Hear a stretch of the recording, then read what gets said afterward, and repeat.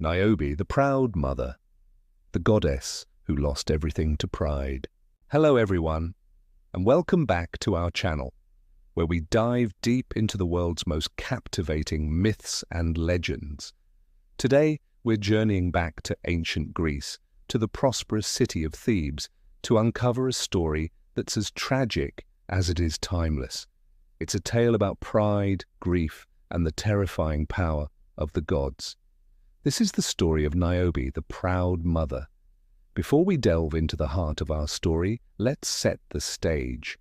Picture Thebes, a city basking in wealth and glory, ruled by King Amphion and his beautiful queen, Niobe. Niobe was not just any queen. She was a descendant of the mighty Tantalus and the daughter of a goddess herself.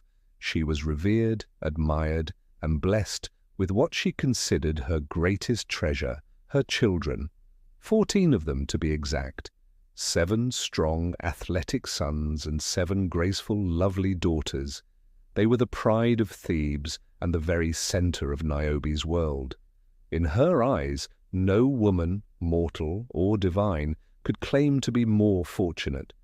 And it was this immense pride, this unwavering belief in her own blessedness, that would set the stage for a truly devastating downfall. So, get comfortable, because the wheel of fate is about to turn. The story begins during a grand festival in Thebes. The air is thick with the scent of incense and the sound of hymns. The women of the city have gathered to pay homage to Leto, the gentle titaness and mother of 2 of the most powerful deities on Mount Olympus, the radiant sun god Apollo and the fierce moon goddess Artemis. The priestess Manto, gifted with foresight, calls upon all the women to offer sacrifices and prayers to Leto and her divine twins. But as the women of Thebes gather, their procession is abruptly halted. Queen Niobe appears, adorned in magnificent robes, her beauty only outshone by the sheer force of her arrogance. She looks upon the worshippers with disdain. "Why?" she demands, her voice ringing with contempt. "Why worship Leto, a goddess who has only 2 children? Look at me. I have 14, 7 times as many.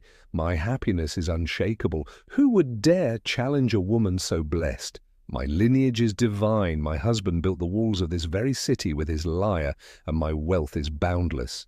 But my children are my true glory. I am 7 times more a mother than Leto. Take off these laurel wreaths and go home. Your worship is misplaced." The women of Thebes, intimidated by their queen's fury and swayed by her logic, hesitate. They slowly retreat, leaving the altars of Leto unattended. But their whispers of fear reach the heavens, carrying Niobe's insolent words straight to the ears of the goddess she had so publicly scorned. Imagine the scene on Mount Cynthus, Leto's sacred peak. She is with her children, Apollo, the master of the silver bow, and Artemis, the huntress of the night. She recounts Niobe's insult, her voice trembling not with anger, but with a deep, divine sorrow.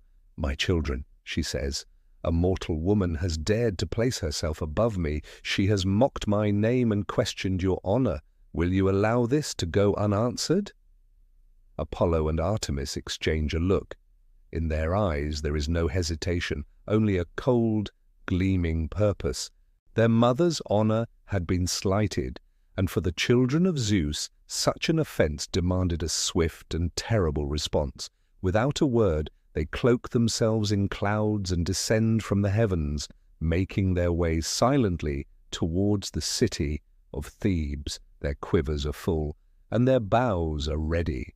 Justice, in its most fearsome form, is coming for the children of Niobe. The first to feel the divine wrath are Niobe's 7 sons.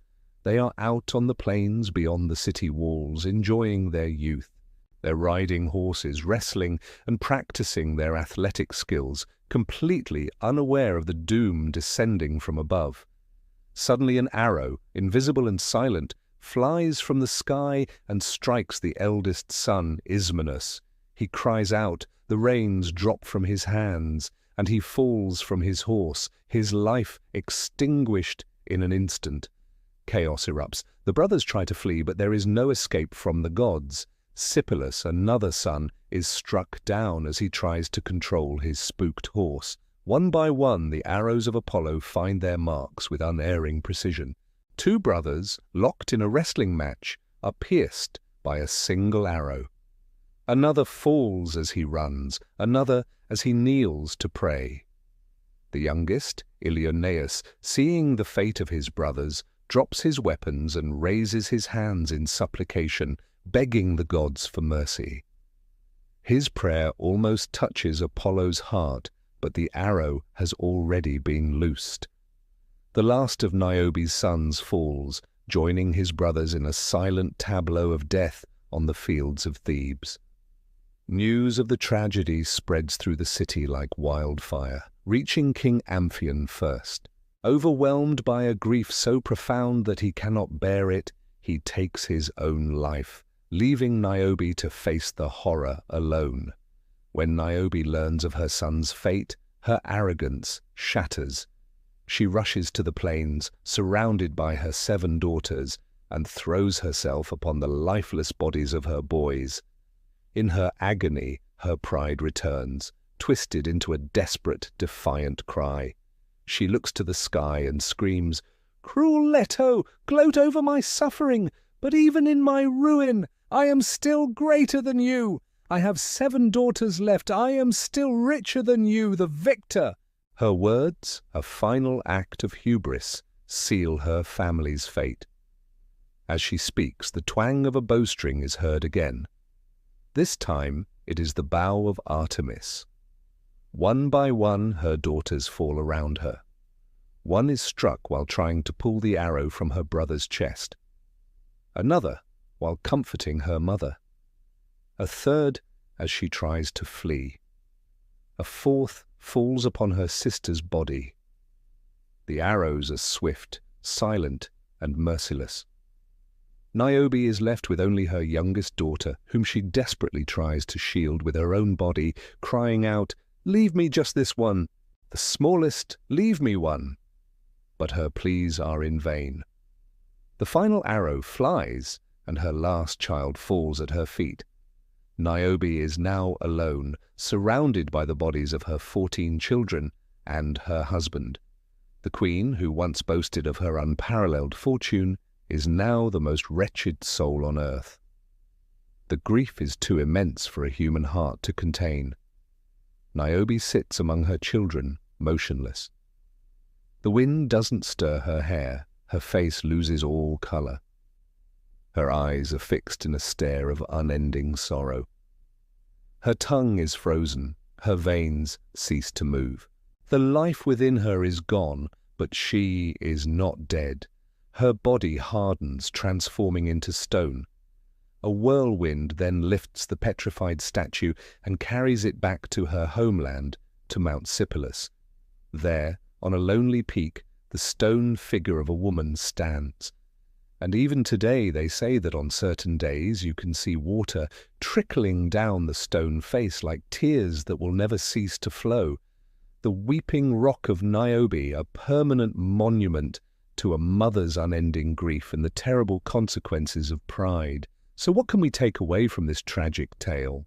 The story of Niobe is a powerful cautionary myth about hubris, the ancient Greek concept of excessive pride or arrogance that leads to a character's downfall. Niobe's fatal flaw wasn't her love for her children, it was her belief that this blessing made her superior to the gods. She challenged the divine order and paid the ultimate price.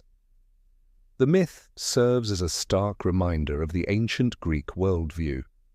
Mortals must respect the gods and understand their place in the cosmos. To forget this was to invite nemesis or divine retribution. Niobe's transformation into a weeping rock is a potent symbol. Her grief is literally set in stone, an eternal landmark of her sorrow. It shows that some pain is so profound it becomes a part of the landscape itself, a permanent feature of the world. But beyond the warning against pride, it's also a deeply human story about loss. We see a mother's joy turn into the deepest despair imaginable. Her story forces us to confront the fragility of happiness and the profound pain of bereavement. Niobe becomes an archetype of the grieving mother, a figure of eternal sorrow. It's a timeless, heartbreaking story that resonates with the deepest of human emotions, reminding us of the importance of humility and the devastating power of loss. Thank you so much for joining me on this journey into Greek mythology. The tale of Niobe is a heavy one, but it has stories like these that reveal so much about the values and fears of the ancient world. If you found this story as fascinating as I do, please give this video a thumbs up, and don't forget to hit that subscribe button and ring the bell so you won't miss our next exploration into myth and legend. Let me know in the comments what you think of Niobe's story. Was her punishment just? Until next time, stay curious.